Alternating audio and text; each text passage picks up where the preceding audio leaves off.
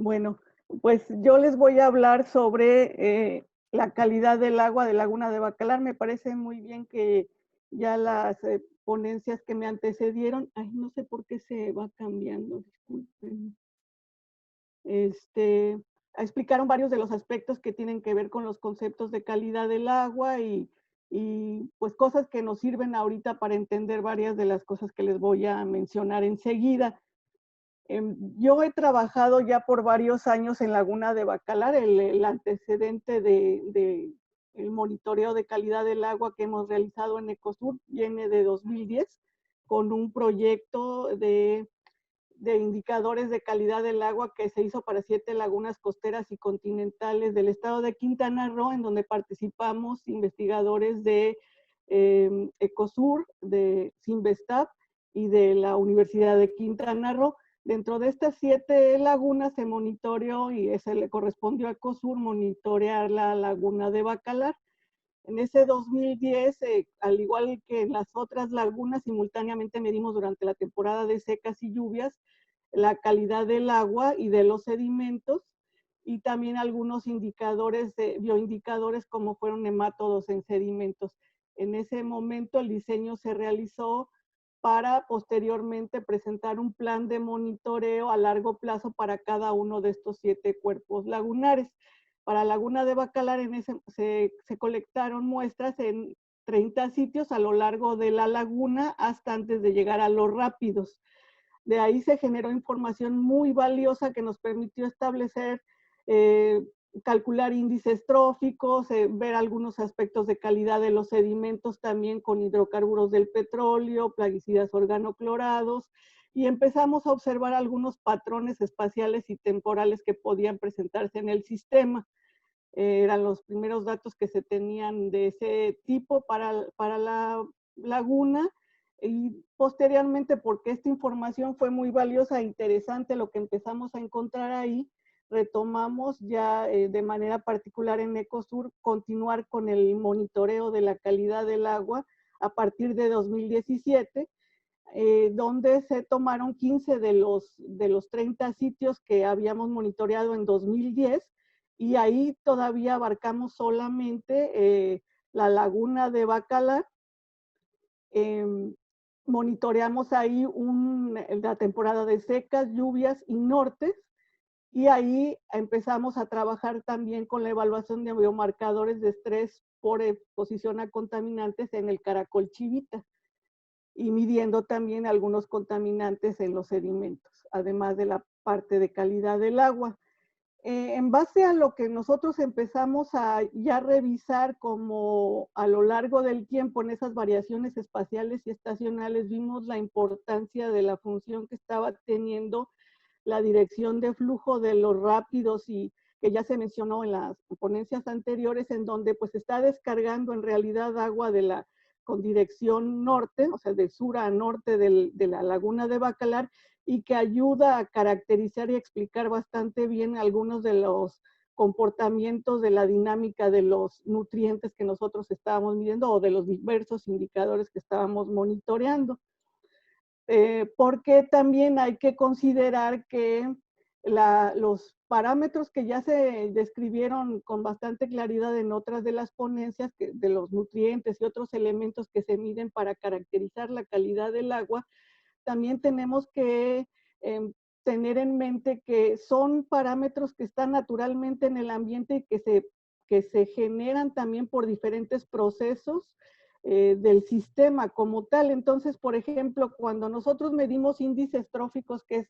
es una forma de ver enriquecimiento orgánico en un cuerpo de agua, no necesariamente estamos hablando de contaminación por actividades humanas, porque hay zonas que tienen naturalmente un alto contenido de nutrientes porque contienen mucha materia orgánica por degradarse. Este es el caso, por ejemplo, de la zona sur de Bacalar, en el caso de los rápidos, porque están localizados dentro de un humedal muy grande. Entonces, la carga orgánica del sistema del humedal hacia los rápidos, pues es muy grande y entonces los nutrientes que están muy elevados ahí con respecto al cuerpo denominado Laguna Bacalar, pues son más elevados, pero esto no quiere decir de manera concreta que estamos hablando de un proceso de contaminación, sino de características de funcionamiento de ese sistema. Sin embargo, también las actividades humanas pueden estar contribuyendo a ese enriquecimiento. Entonces, de tal suerte que nosotros el mantener el monitoreo a largo plazo nos ayudó. A partir de 2019 incluimos los rápidos y Shulha, y mantuvimos también la parte de calidad de agua, sedimentos y los biomarcadores en caracol chivita, de manera que nosotros pudiéramos explicar mejor esas variaciones espaciales y estacionales, pero por sobre todo poder establecer a largo plazo los valores de referencia del cuerpo de agua, porque si bien todos los indicadores, como ya se han estado mencionando en las otras ponencias, son muy valiosos y van a depender el diseño del monitoreo y la explicación o interpretación que nosotros demos de los parámetros de calidad del agua, va a depender específicamente, pues, para qué los queremos medir, ¿verdad? Y qué calidad es la que queremos monitorear, o qué es lo que queremos proteger o conservar, o qué uso que le queremos dar a los sistemas. Sin embargo, además de lo que les comento, hay otro aspecto fundamental que es establecer o conocer los valores de referencia de los cuerpos de agua, es decir, que nosotros podamos diferenciar el comportamiento normal del sistema en estos indicadores de calidad del agua que tienen que ver con su metabolismo o sus procesos naturales, y los que tienen que ver con casos extraordinarios que pueden ser las actividades humanas que están generando una carga adicional de contaminantes o de elementos químicos, pero también procesos naturales como los que ya se referían con las muy valiosas imágenes que veíamos hace rato por los eventos meteorológicos, pero que exacerban problemas por los escurrimientos superficiales y la carga que viene en el agua subterránea que está alimentando el sistema lagunar. Y entonces, junto con las actividades humanas, los eventos naturales, pues van a crear condiciones extremas que pueden llegar a lo que ya se veía con el caracol chivita, ¿verdad? Las mortandades masivas de algunas especies, en donde sus rangos de tolerancia a diferentes variables ambientales, pues son más estrechos. Entonces, el tener datos a largo plazo de un ecosistema nos va a permitir establecer valores de referencia no solo para entender el comportamiento de los indicadores, sino también para establecer, por ejemplo, criterios ecológicos de calidad del agua específicos para ese sistema, o modificar normas oficiales mexicanas de descarga o límites máximos permisibles, en fin, varios de los aspectos que ya veíamos, y por eso es tan valioso el monitoreo a largo plazo. Entonces, enseguida les voy a presentar algunos de los resultados que obtuvimos a partir, es un análisis bastante eh, grueso, en realidad todavía falta el detalle, pero lo que les quiero presentar es interesante desde la perspectiva de los valores de referencia, sin considerar ahorita índices tróficos, sino solamente los nutrientes y su comportamiento a partir del cálculo de los valores de referencia, que es una metodología de la Agencia de Protección Ambiental de Estados Unidos, en donde a partir de estos cálculos de los valores de cada uno de los indicadores o parámetros que estamos midiendo, podemos establecer una condición buena, regular o pobre de un sistema acuático, en este caso de bacalar. Ustedes pueden ver aquí, yo les presento el comportamiento de 2010 a 2020 de estos indicadores de calidad del agua, solamente para la laguna de Bacalar, porque si recuerdan, les comenté que desde 2010 empezamos a monitorear solo Bacalar, y ya a partir de 2019 empezamos incluyendo los rápidos y Shulha, y en otra diapositiva les muestro ya el comportamiento del sistema completo. Y ustedes pueden ver aquí con estas gráficas cómo destacarían en primer lugar, por ejemplo, que los nitritos en la gráfica de la izquierda superior, se ve una condición pobre en la zona sur ustedes pueden ver en general que la zona sur de Laguna Bacalar es la que presenta alto contenido de nutrientes, y se refiere a los sitios del 9 al 15 que están frente a, si ustedes ven el mapa, frente a la ciudad de Bacalar, toda la actividad turística y actividades del asentamiento humano en la zona, y la zona sur por efecto de la entrada de agua del de los rápidos. Pero también a lo largo de todo este sistema se encuentran entradas o descargas de agua subterránea y también escurrimientos superficiales importantes, como ya los veíamos algunos en las imágenes. El más dramático que podemos ver pues, es el de Buenavista, pero justamente la Comisión de Agua Potable, la CONAGUA y demás han establecido importantes entradas de agua subterránea al norte y al sur del sistema. Aquí, frente a esta zona, pues ya veíamos también en otras de las imágenes que presentaron, que más en la parte occidental, pues también aquí se ubica una zona agrícola muy importante, al igual que en la zona norte, y que puede estar ingresando nutrientes y otros contaminantes a partir de la lixiviación a los suelos muy porosos cársticos y entrar vía las aguas subterráneas, pero también por los escurrimientos superficiales. Entonces vemos que en general, por ejemplo, también los nitratos son altos hacia el sur del sistema, y que en estos casos estaríamos hablando que en general para estos dos variables la condición se volvió regular en el sistema. Ustedes pueden ver los años aquí de 2010 a 2020, vemos que para nitritos en 2010 eran altas las concentraciones, después bajaron en los años siguientes, dando condición buena al agua, y en 2020 volvemos a ver esa carga importante. Sin embargo, los nitritos se han mantenido en la misma concentraciones más o menos a lo largo de los años y manteniéndose desde la perspectiva espacial los altos contenidos en la parte sur.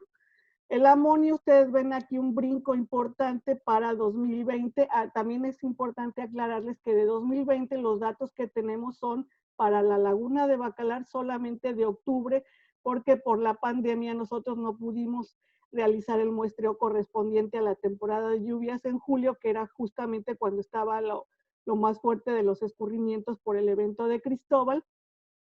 pero más adelante tuvimos oportunidad de algunos datos que les voy a comentar. Ustedes ven entonces cómo hay un enriquecimiento por amonio y fósforo en el mes de octubre de 2020, que le da una característica pobre al agua en general, sobre todo para la zona norte del sistema, y para el fósforo, pues es muy significativo ver que para la zona norte es pobre esa condición con el fósforo, pero es regular para la zona sur, es decir, que en general para todo el sistema hubo un enriquecimiento por fósforo, y lo podemos ver a través de la concentración de clorofila A, que es la que nos estaría indicando el crecimiento de microalgas, ¿verdad? Por efecto o por estímulo de la carga importante de nutrientes. Otra característica fue la turbidez que nosotros pudimos observar. Ustedes ven a lo largo de los años cómo es en la zona sur, en los sitios 14 y 15, donde se presenta la mayor turbidez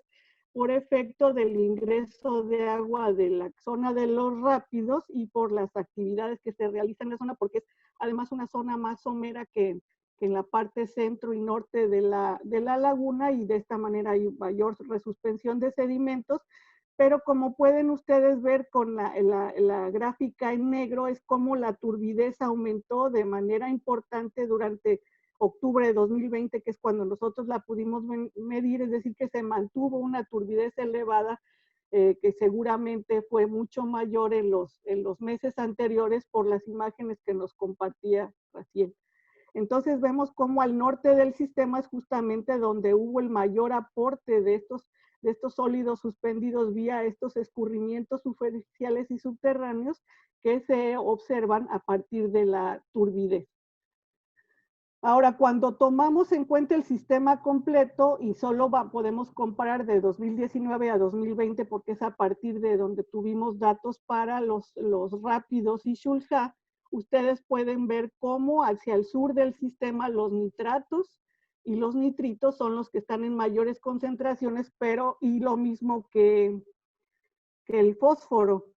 Y ustedes, y como les comentaba, es de manera natural en esta zona, pues hay una fuerte carga orgánica por los humedales y una descomposición importante de materia orgánica, y de entrada, pues estamos hablando que hay entonces mayor concentración de nutrientes que en la parte de laguna de Bacalar, ¿verdad? Que toda la laguna de Bacalar. Sin embargo, y ustedes pueden ver cómo en el caso de nitritos y de los nitratos, en las gráficas de la izquierda, esta concentración solamente se mantiene igual para nitratos como lo veíamos en la otra diapositiva, pero aquí sí vemos un importante incremento también en el caso de los nitratos en todo el sistema, prácticamente lo que es laguna de Bacalar, pero se mantiene una condición regular a lo largo de todo octubre de 2019 en el sistema, y de nitratos, pues una condición pobre para nitratos en la zona sur, lo que serían los rápidos y Xulha. Y en el caso del amonio, pues es un reflejo de lo que veíamos en la diapositiva anterior. En el resto del sistema, incluidos los rápidos, que tienen una carga orgánica importante, aquí la condición es buena para este parámetro, pero resultó pobre o mala para la zona norte por la carga que ya hablábamos en la diapositiva anterior. Y en el caso del fósforo, pues vemos un importante enriquecimiento a lo largo de todo el sistema, en octubre de 2020, que le da una condición de regular a pobre, principalmente pobre al norte del sistema, nuevamente reflejando lo que ya veíamos con la diapositiva anterior. Ahora, en este mismo sentido, pues también vemos la respuesta de la clorofila, que es alta en la zona de Bacalar, en toda la laguna de Bacalar, y son bajas con condiciones normales o buenas para los rápidos y Xulha, porque aquí parece estar respondiendo el estímulo principal de la actividad fotosintética y proliferación de microalgas está siendo debida al amonio y a los ortofosfatos, que es la forma en que se está utilizando más rápidamente los nutrientes. Y vemos cómo para el sistema completo, en el caso de la turbidez, nuevamente lo mismo, ¿no? Es decir, en toda la laguna de Bacalar, hasta antes de los rápidos, hubo un importante ingreso de sólidos suspendidos vía los escurrimientos superficiales por los eventos meteorológicos que se han mantenido durante este segundo semestre del año, y el mayor aporte obviamente se dio al norte del sistema, y comparado con lo que veíamos para octubre de 2019. Finalmente hay un zoom que les quiero hacer en el caso de Buenavista, por lo que ya se mencionaba con las imágenes de Raziel y los otros aspectos que ya se habían estado mencionando de la mortandad de caracol chivita. Y les comentaba que nosotros desafortunadamente no pudimos colectar ni en abril, ni en julio de 2020 para Laguna de Bacalar, y tenemos solo datos de abril y de octubre de 2020 para los rápidos y Xulha. Sin embargo, una vecina habitante de Bacalar que nos contactó cuando supo que nosotros realizaríamos el muestreo de octubre en Bacalar para facilitarnos unas muestras que ella había colectado frente a Buenavista en el mes de julio y en 2 temporadas del mes de agosto. Y pues aún con las precauciones que debemos de considerar con estos datos por el tiempo que estuvieron almacenadas, aunque estuvieron congeladas, de todas maneras pues no son datos que tenemos que tomar con cuidado, pero que nos indican con bastante claridad cómo hubo un enriquecimiento de nutrientes en esta zona de la laguna. Pues si nos vamos a describir un sitio en particular, como sería el caso de Buenavista, que es nuestro sitio 2 en la red de monitoreo que tenemos desde 2010, y ven ustedes con estas gráficas y el recuadro que les pongo, que es la temporada de este 2020, donde se han mantenido los escurrimientos por los eventos meteorológicos, cómo hay un importante incremento de los nitritos, si vemos desde julio de 2017, han incrementado los nitritos, el amonio, que incluso presenta condiciones pobres para esa temporada, y del fósforo. En este caso vemos también cómo presenta una condición pobre en los años anteriores. Vemos, incluso con esta gráfica de fósforo es bastante esquemática porque vemos cómo en 2017 las concentraciones estaban en condición buena y pasamos a condiciones de regulares a pobres a partir de 2018 y se incrementó más dramáticamente durante estos eventos meteorológicos en julio y agosto y octubre de 2020. Y pues esto se ve reflejado también en la clorofila. Aquí nosotros solo tenemos datos de clorofila para octubre de 2020, que nosotros hicimos la colecta, porque pues para las muestras que nos facilitaron de julio y agosto, solo pudimos medir los nutrientes. Entonces vemos cómo podemos estar describiendo variaciones espaciales y temporales importantes a partir de los valores de referencia en el sistema lagunar y cómo vemos que hay fuentes que podemos precisar bastante por los escurrimientos, por ejemplo, las zonas agrícolas, las descargas de la zona urbana, las actividades que se llevan, actividades acuáticas que se llevan a cabo en la zona sur, principalmente de la laguna de Bacalar, y que han tenido un impacto importante y que lo empezamos a ver ya también incluso en los rápidos, independientemente de la parte que naturalmente se da en el sistema por la descomposición del alto contenido de materia orgánica del humedal, pues ya también estamos viendo cambios que no están necesariamente asociados a la condición natural del sistema en esa zona, sino también al impacto que se está dando por las actividades turísticas que han incrementado hacia el sur del sistema. Entonces, las conclusiones, pues muy todavía primeras, todavía sin mucho análisis, porque hace falta un análisis más detallado con toda la demás información que tenemos y que ahorita pues solo lo preparé de manera esquemática para ustedes en esta presentación, es que en general podemos concluir, si la pregunta era si ha cambiado la calidad del agua del sistema, a partir de describir que la calidad del agua le estamos explicando de indicadores como los nutrientes y las microalgas y los sólidos suspendidos en el agua, pues vemos cómo en 10 años efectivamente en la laguna de Bacalar han disminuido esas condiciones de calidad del agua y que han pasado a una condición regular, principalmente frente al poblado de Bacalar y la zona sur de la laguna, pero que en ciertos momentos presenta condiciones pobres y que cuando consideramos el sistema completo en su conexión con los rápidos y Xulha, pues también de 2019 a 2020, es decir, en un año hemos visto modificaciones y también un cambio a condiciones regulares en varios de los parámetros o de los indicadores que se están midiendo. Y bueno, de manera general, pues vemos cómo estos eventos meteorológicos que exacerbaron las condiciones de mayor escurrimiento de agua, que trae también sólidos suspendidos, en donde pues vienen un alto contenido de nutrientes por las zonas agrícolas y el uso de fertilizantes, pero que también estamos evaluando la parte de plaguicidas también, plaguicidas organoclorados particularmente los que estamos nosotros analizando, y el impacto que estos están teniendo, no solo en los caracoles, aquí voy a decir algo que a lo mejor les pueda resultar de repente un poco perturbador en el sentido que es muy desafortunado que nos alarme solamente la